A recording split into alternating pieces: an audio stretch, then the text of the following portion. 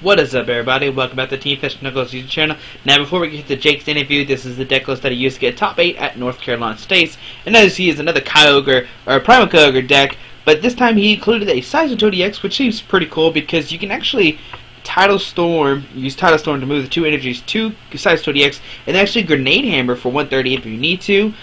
He does play 2 Suicune, which I like a lot. Suicune's really good against landy bats. That's just auto-wins it just automatically. So bumping up 2 is really nice. He does play the Shrine of Memories too, which makes it where each player's evolved Pokemon can use any attacks from his previous evolutions, which is cool because you can use Giant Whirlpool and or Water Pulse, and supposedly Giant Whirlpool is really good against Leafeon. I haven't tested it much, so I can't give like a positive confirm with it, but it seems like it'd be cool because you can just pick up 2 water, and the next turn put 2 back down with his Alpha Growth ability. I think that's what it is, yeah, Alpha Growth. Besides that, a cool techie supporter, of course, always Pokemon Center Lady. If you're new to my channel, whenever I play Pokemon Center Lady, she has to be full art. That is my favorite full art cards. Of course, I have multiples of them online and in real life. So whenever you play Pokemon Center Lady, always make a full art. That's what you're supposed to do.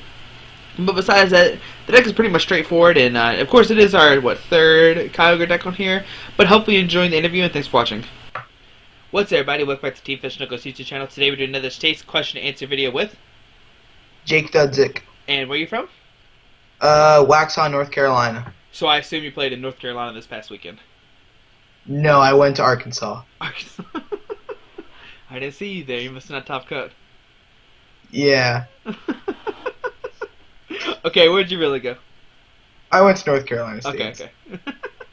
So how'd you end up doing overall? Before top cut, I was first seed, going 502, and then I ended up losing in top 8 to my worst matchup. Oh, Resident Genesect?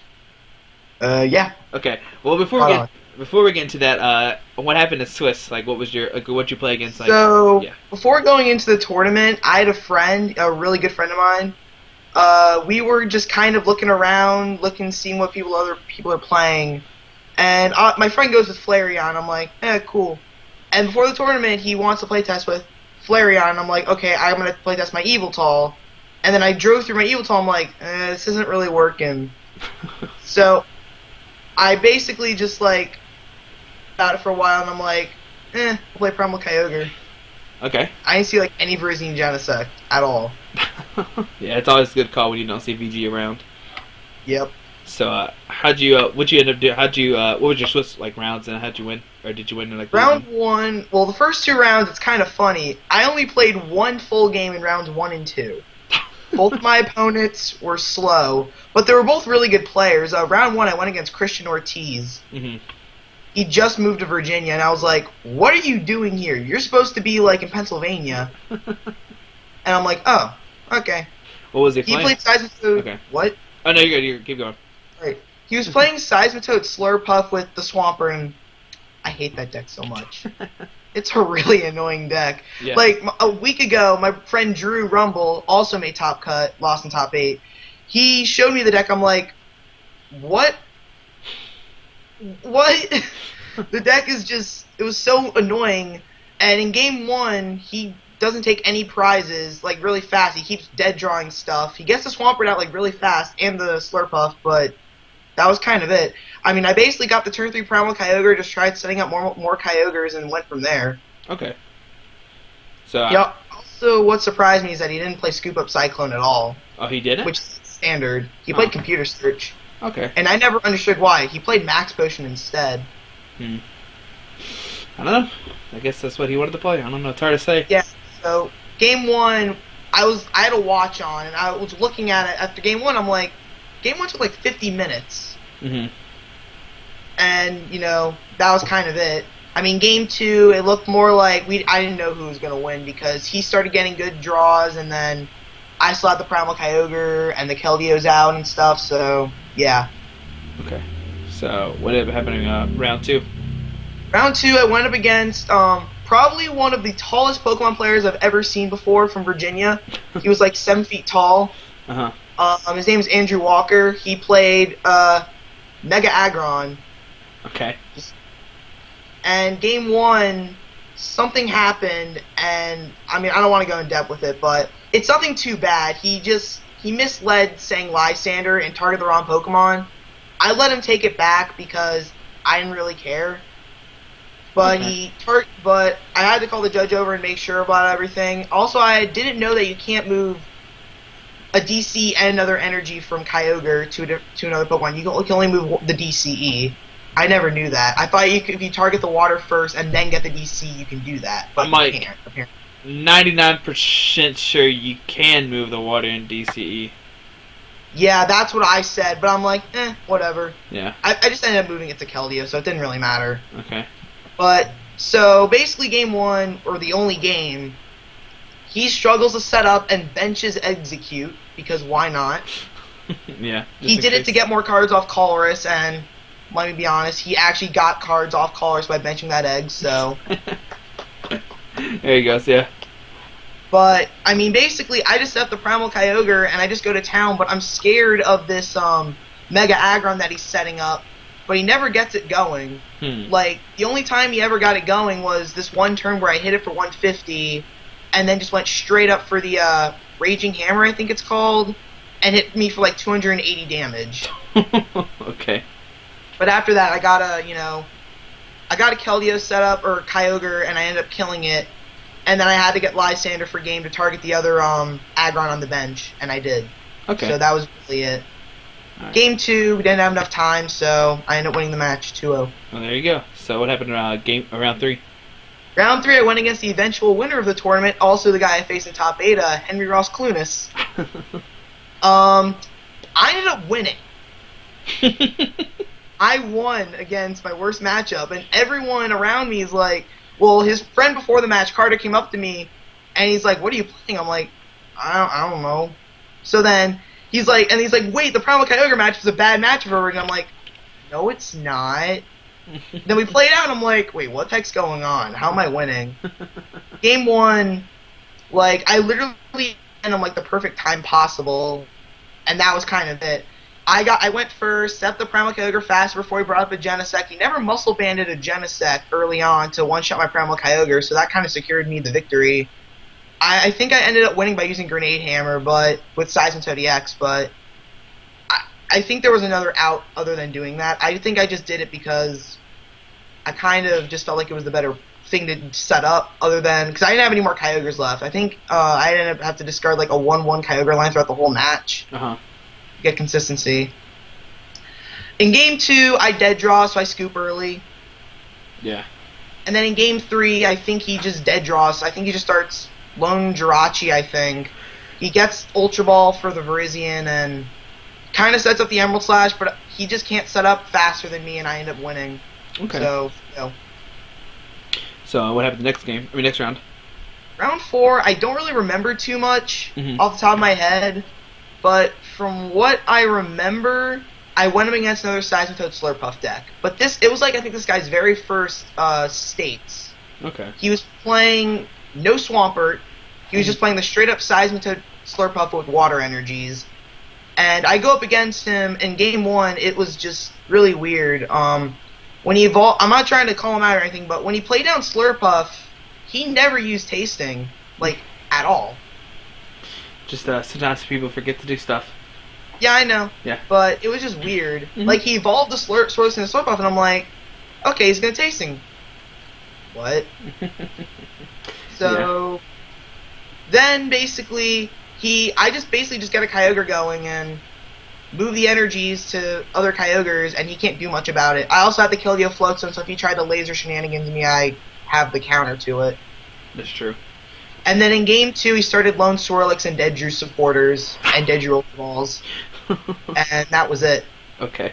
I ended up knocking him out, I think, with the Primal Kyogre was trying to memories Water Pulse, if I remember correctly. Okay. Something like that. That's very nice. Alright, so what happened the next round? Round 5, I went up against this Henry's friend who talked to him about the Virgin matchup being bad against Primal Kyogre or something. His name was Carter Copeland. He's a really nice friend of mine from Virginia. I thought he was playing Land Bats, but he was playing Yveltal Garbodor Seismitoad. And basically, he Seismitoads me early. Well, no, wait, no. He Baby Talls me early, and then tries the Quaking Punch stall until I get a. What? Nothing, you're good. Alright. So so basically I tried getting the Keldeo Floatstone as fast as possible, but then I realized he ran Garbodor, and I'm like, oh man, I have nothing tech for that. Yeah, sure. But I ended up dealing with it well. I just keep Title Storming. He keeps benching EXs. That sets up like a lot of prizes, and I ended up taking game 1 really convincingly. And then in game 2, same thing happened. And then literally, if he would have won game 2, it was actually really close. I think he ended me down to 2 or 3 cards or something. I ended up getting the Lysander for game. Excuse me. I don't really remember. But I ended up winning, and I think if he would have ended up winning that, we would have tied and went, it would have been, like, really close. So then I ended up going 5-0. Oh. Now, was it just only 5 rounds? No. There was 7. Alright, so the next 2 rounds I ended up IDing. Alright, so you just went 5-0 too, did you? Next round I went up against my friend Drew that I mentioned earlier. Mm-hmm. He played Donphan Groudon. We're both from the same town, so it's like, we don't want to play it out, and we both want to make cuts. So we just ID, and we're like, okay. And then literally everyone next to our table 2, 3, 4, and table 2, 3, and 4, they want to know what the top 8's going to be like. So me and Drew are sitting over there doing the math, figuring out who's going to make what the point limit's going to be for top 8. And then one of the judges are like, you got to move. I'm like, okay, but they're not going to have the information. So we moved the other table, figured out the math, and basically I ID again, I make cut. But my math was, I'm pretty sure Drew was going to make cut firstly because I like horrible resistance. My round 1 and round 2 opponent ended up doing too well throughout the rest of the tournament. Mm-hmm. So I'm sorry, what? Oh, you're good. You keep going. Sorry. I don't want to interrupt any of your questions and stuff. Oh, I was just going to ask it if your friend made cut or not, but we'll just find out in a second. Yeah, he made cut. He made second seed. Okay, sweet. So round 7, I ended up going against a Virginia player who, making your outbreak at States, a lot of people are, I'm not sure if they're doing it on Burbank or not, but a lot of people are saying that she played a really weird deck and probably shouldn't have done that well, but I saw her deck in Swiss, and it was a really cool deck. I think it was like Brandon Smiley's Mega Manetrix Suicune deck, but included like Seismitoad and I think Laserbang. So and she's the only 5-1 left, I think, aside from another one. I think it was Aishon Haswell. But apparently, if I would have sat there for a little bit and actually looked and scouted a little bit what was winning, I probably would have just given her the win. Because if I would have done the math correctly, I wouldn't have faced VG in top 8. I probably would have faced Donphan Groudon, which is probably, I think, one of my better matchups. Yeah, that's But true. we ended up tying because I was exhausted, even though it was like 5 at night, 5 p.m. Yeah. And I was like, I'm pokeyed out. I went 5-0. I don't need to play 2 more games. I just want to see what's going to make top 8 and stuff. Okay.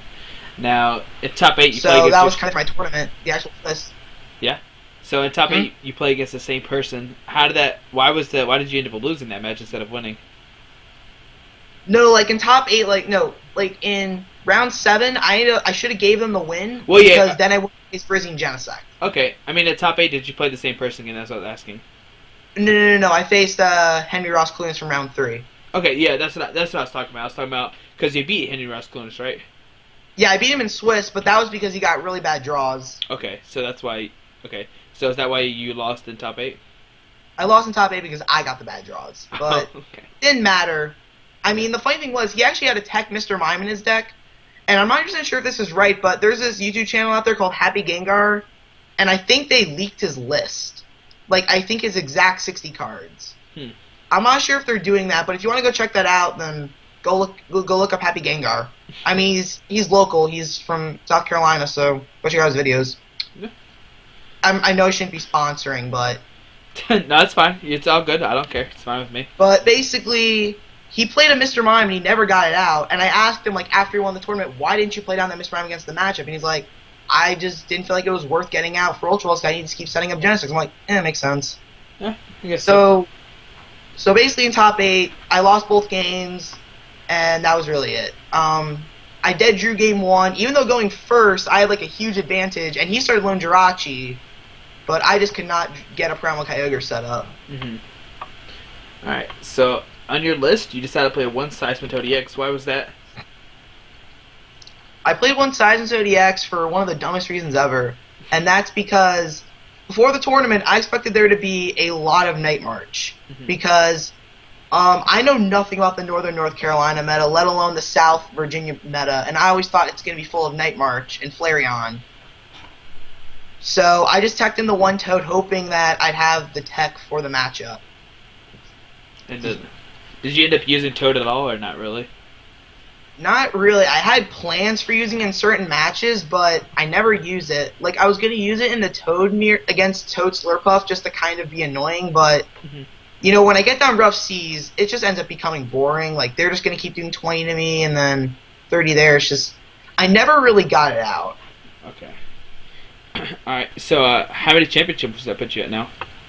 I have 432 championship points. Alright, very nice. So, are you going to go to any more states? I'm going to South Carolina States next in 2 weeks. Okay. Now, are you going to switch decks, or do you think Kyogre is still to play? Kyogre is dead. I'm sorry, but it's just dead. So, like, what deck is piquing your interest, though?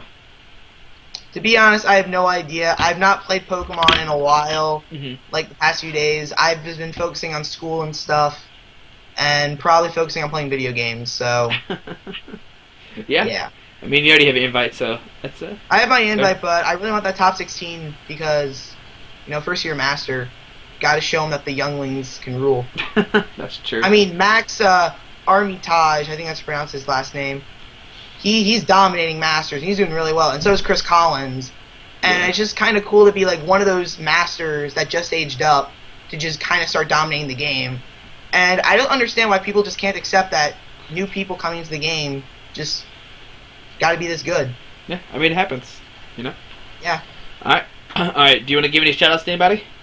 Yes, I have a lot. Shout-outs to all the people in North and South Carolina. You all know who you are. Shout-out to basically all my Swiss round opponents from North Carolina States. Shout-out to Brandon Salazar for, you know, Virginia regionals and stuff, all that. You know, when we faced him in the finals. Okay. I mean, we were just talking a lot, I think. I don't remember, but shout out to Ryan Craig for winning Florida Regionals and making everyone start playing Flareon. Shout out to Squeaky Marking for letting me do this interview. Alright. Shout out to Chris Shmansky for getting his invite finally. He deserves it. Yeah. I think that is it. Alrighty, man. Well, thank you so much for doing this.